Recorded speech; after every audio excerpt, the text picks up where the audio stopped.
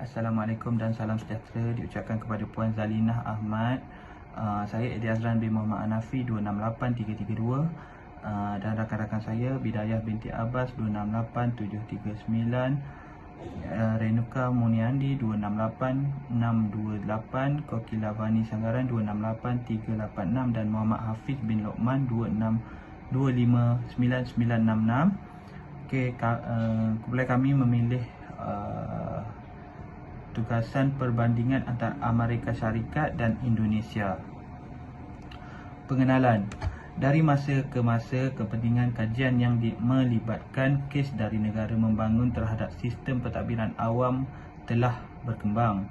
Usaha untuk menyusun semula pentadbiran di negara membangun adalah dengan menyalin ciri, struktur dan model pentadbiran dari negara maju.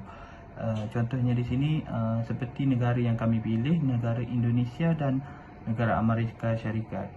Negara Indonesia dikategorikan negara membangun yang telah mengambil sedikit atau menyalin ciri-ciri struktur dan model dari pentadbiran daripada negara Amerika Syarikat. Penggunaan sistem baru di negara membangun kebanyakan membawa hasil yang kurang baik kerana pelaksanaannya tidak mengambil kira aspek latar belakang dan kriteria yang ditetapkan oleh sistem pentadbiran awam di negara maju. Yang keempat, dengan peningkatan globalisasi, setiap negara dapat berinteraksi dengan lebih kerap tanpa mengira perbezaan pentadbiran, ketenteraan, budaya, ekonomi, agama dan intelek mereka. Salam sejahtera. Saya Renuka Ana Perempuan Muniandi, nombor matrik 268628, akan menerangkan mengenai kaedah yang digunakan untuk ulasan laporan. Antara kaedah yang digunakan pakai untuk ulasan laporan ini adalah dengan mengkaji latar belakang bagi sistem pentadbiran di Amerika Syarikat dan Indonesia. Aspek latar belakang yang dikaji adalah pembangunan sosioekonomi, integriti dalam kalangan pejabat awam, inovasi dalam sistem pentadbiran. Kaedah kedua adalah dengan menggunakan kriteria dan isu perbandingan antara kedua-dua negara ini yang tertumpu kepada kaedah dan kelakuan birokrasi, teknologi terkini, peranan dalam keputusan dan dasar, kerjasama antara sektor awam dan swasta terhadap sistem ekonomi, penglibatan tadbir urus dalam pelbagai tahap pembangunan, serta sistem politik. Maklumat yang dikaji telah diperolehi melalui database internet iaitu Google Scholar dan Scopus. Seterusnya, saya akan menerangkan latar belakang sistem pentadbiran di Amerika Syarikat dan juga Indonesia.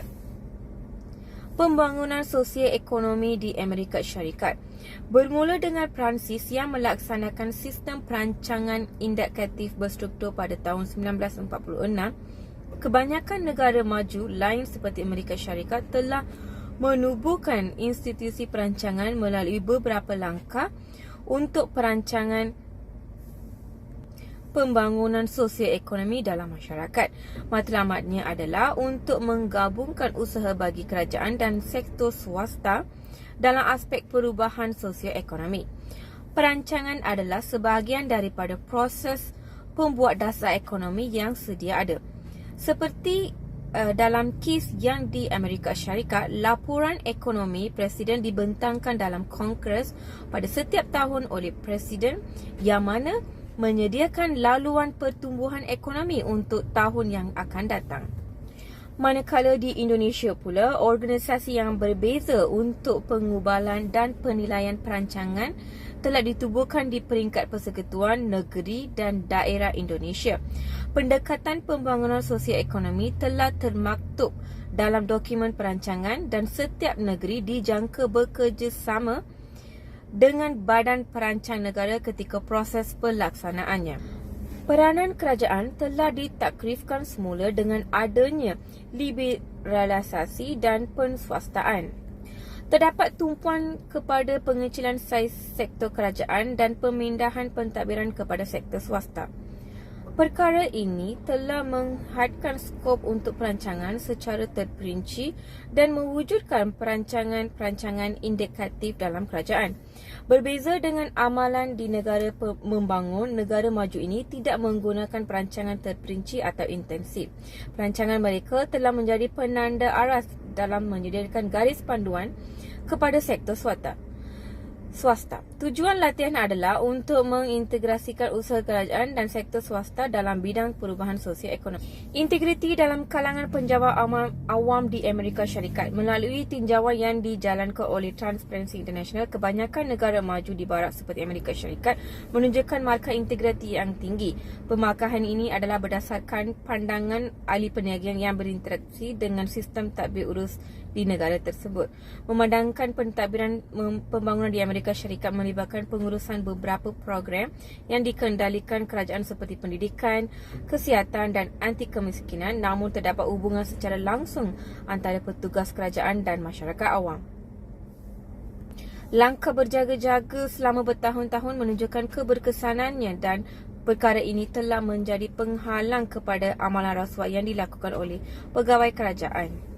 Manakala di Indonesia, walaupun mendapat penarafan yang terendah daripada Transparency International dari segi integriti awam, sistem pentadbiran di Indonesia terus mengalami masalah daripada segi rasuah.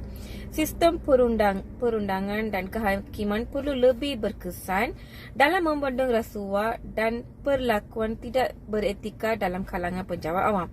Kualiti dalam sistem pentadbiran boleh tingkatkan melalui kejujuran dan ketelusan. Inovasi dalam sistem pentadbiran di Amerika Syarikat. Amerika Syarikat tidak pernah melepaskan peluang dalam mencuba sesuatu yang baru dan berjaya memastikan sistem pentadbiran mereka kreatif. Pembaharuan pentadbiran yang berstruktur adalah sukar bagi Amerika Syarikat kerana kuasa pandangan untuk meluluskan untuk penyusunan semula kerajaan adalah besar. Walau bagaimanapun, tempoh 30 tahun yang lalu menunjukkan bahawa negeri di Amerika Syarikat telah mengambil inisiatif dan melaksanakan transformasi secara besar-besaran dalam sistem pentadbiran. Di Indonesia pula, pergerakan dalam pembangunan pentadbiran telah memperoleh momentum untuk menjayakannya. Terdapat tekanan yang besar untuk mengubah struktur, proses dan corak tingkah laku dalam sistem pentadbiran. Inilah yang disebut sebagai pembangunan pentadbiran yang memupukan kepada peningkatan keupayaan dalam sistem pentadbiran untuk memudahkan pencapaian matlamat politik, ekonomi dan sosio budaya progresif yang direka untuk dicapai. Terima kasih. Bidayah 28739 akan menerangkan kriteria dan isu dalam sistem pentadbiran di Amerika Syarikat dan Indonesia. Yang pertama, kita lihat kaedah dan kelakuan birokrasi. Di Amerika Syarikat, pengkhususan dalaman birokrasi telah terhasil daripada struktur organisasi dan fungsi yang spesifik. Birokrasi adalah fleksibel dan berfungsi. Terdapat kecenderungan sedia ada untuk campur tangan atau tekanan peribadi bagi seseorang untuk melaksanakan tugas. Sikap acuh tak acuh terhadap perasaan atau keselesaan individu dan sikap mementingkan diri yang berlebihan di dalam sesuatu organisasi adalah sangat minimum.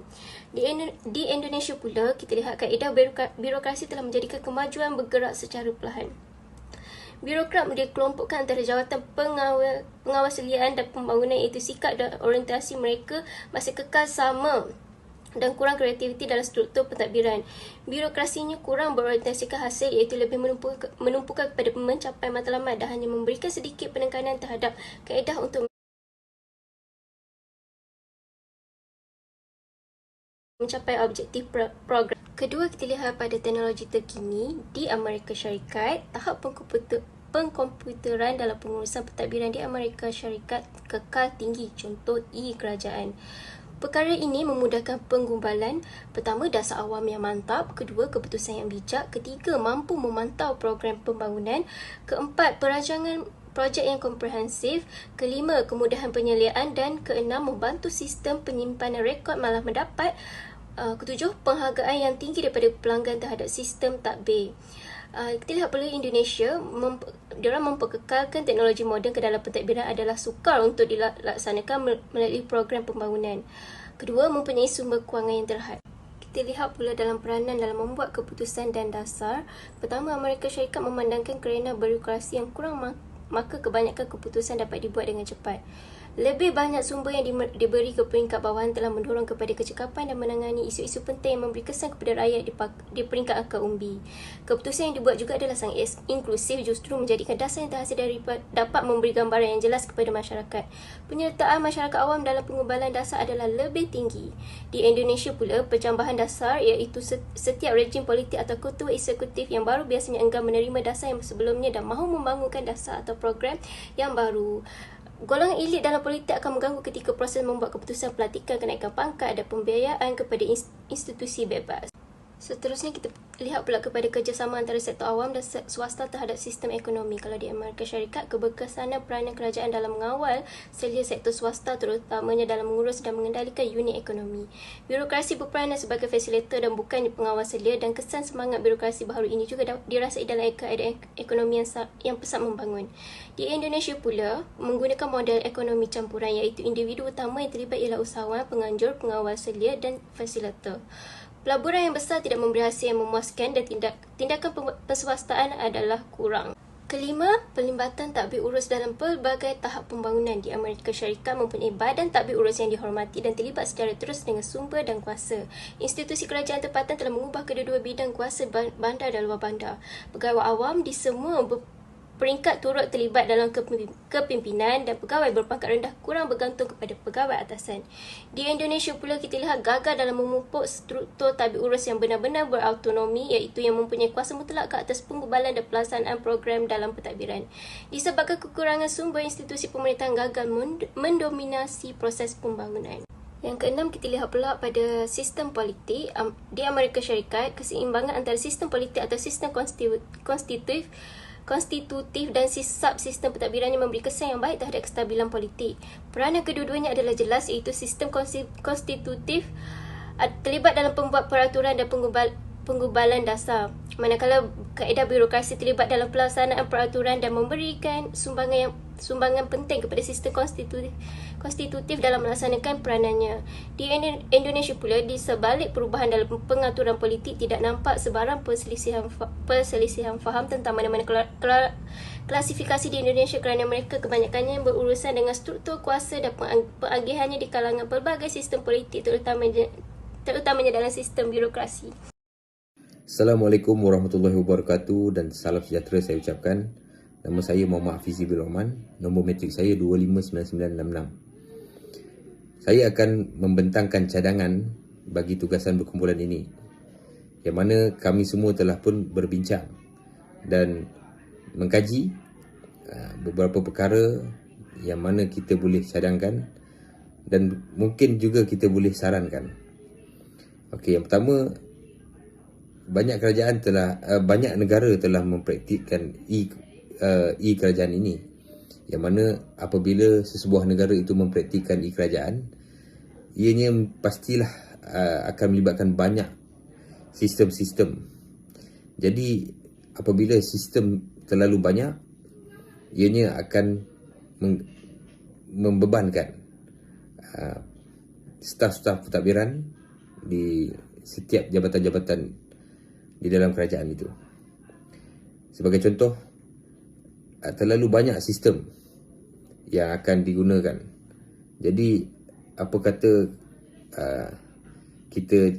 kata kita cadangkan lebih banyak sistem-sistem yang bersifat centralized dipraktikkan di jabatan-jabatan kerajaan.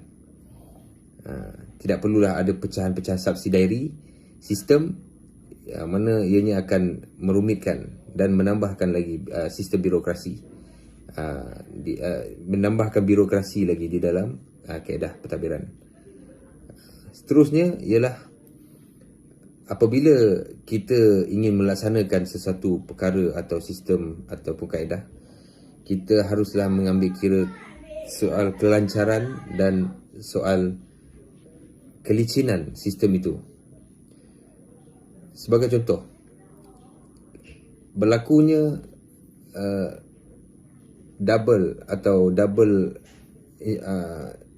double command, di mana berlaku pertindihan arahan Sebagai contoh, di Kementerian A mencadangkan sistem cashless diperkenalkan di kementerian tersebut, dan apabila kita nak praktiskan sistem cashless itu di Kementerian A, namun sistem cashless itu masih lagi tidak dapat kelulusan daripada Kementerian B. Saya bagi contoh, Kementerian Kesihatan ingin melaksanakan sistem cashless kepada pesakit-pesakit. Namun apabila hendak dipraktiskan sistem cashless melibatkan bil rawatan ataupun deposit, tidak dapat dilaksanakan secara cashless kerana ianya masih lagi belum dapat kelulusan daripada Kementerian Kewangan. Jadi banyak pesakit terpaksalah menggunakan kaedah cash, yang mana kaedah ini kita lihat telah pun lapuk. Tiada masalah untuk menggunakan cash, namun akan membebankan pesakit-pesakit, di mana apabila charge atau bil-bil yang dikenakan oleh pesakit tu dikenakan oleh pesakit, dan pesakit akan melihat, oh, kita perlu lunaskan bayaran. Namun apabila kita hendak mempraktikkan perkara ini, kita haruslah mengambil kira juga soal facilities, di mana bukan semua hospital yang mempunyai fasiliti yang lengkap. Sebagai contoh, mesin ATM. Dan apabila tiada mesin ATM di hospital, jadi ianya akan menjadi masalah lah kepada pesakit-pesakit, terpaksa keluar daripada hospital untuk mengeluarkan cash dan kembali semula ke hospital untuk membuat bayaran. Okey. Jadi setiap arahan itu make sure dikaji dan ianya bersifat ianya perlulah synchronize. Jadi tiada masalah bertindih di peringkat pentadbiran bawahan, iaitu golongan yang akan melaksanakan kaedah-kaedah ini. Okey. Seterusnya, apabila kerajaan itu sendiri melaksanakan e-kerajaan, ianya haruslah mengambil kira juga soal kemudahan-kemudahan, yang mana ada kes atau contoh sesebuah jabatan banyak mempraktikkan sistem-sistem e-kerajaan ini. Dia banyak menggunakan kaedah online. Jadi jika kita mahu melaksanakan secara total sistem kerajaan ini, kerajaan itu sendiri harus melihat secara menyeluruh kemudahan-kemudahan seperti komputer, internet, yang mana apabila semua perkara dilakukan secara atas talian, jadi kerajaan harus menyediakan kemudahan internet yang baik di mana-mana jabatan yang mempraktikkan sistem online itu sendiri. Okey. Itu saja daripada saya. Assalamualaikum warahmatullahi wabarakatuh. Kesimpulannya, negara maju seperti Amerika Syarikat telah beberapa dekad atau berabad lebih ke hadapan berbanding dengan negara membangun seperti Indonesia dalam konteks kecekapan sistem pentadbiran awam. Namun kedua-dua negara ini perlu mengembangkan sistem pentadbiran dengan berorientasikan matlamat yang jelas. Tahap progresifnya matlamat ini turut bergantung kepada kestabilan politik dan tahap pembangunan sosioekonomi yang berbeza-beza.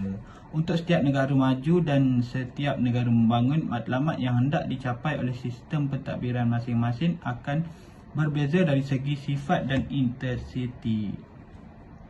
Dalam semua situasi, kejayaan sebuah masyarakat dalam mencapai matlamat pembangunan bergantung kepada kecekapan, prestasi dan sikap pekerja dalam sistem pentadbirannya. Semua sistem pentadbiran perlu berorientasikan perubahan matlamat, progresif, cekap, responsible, bermotivasi. Ciri-ciri ini merapatkan perbezaan dalam sistem pentadbiran antara pembangunan negara yang kaya dan miskin. Sekian, itu sahaja daripada grup kami. Terima kasih.